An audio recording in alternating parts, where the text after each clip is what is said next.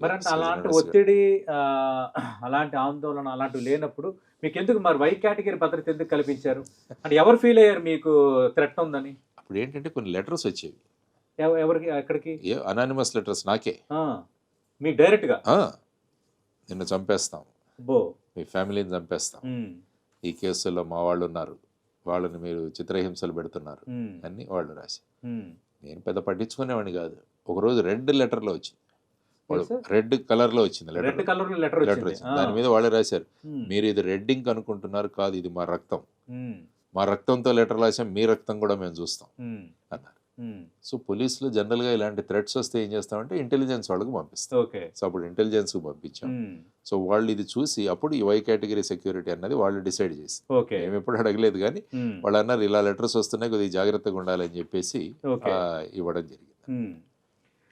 లక్ష్మీనారాయణ గారు, మీరు నిజాయితీపరుడు. పాడ్‌కాస్ట్‌లో అన్ని నిజాలే చెప్తున్నారు.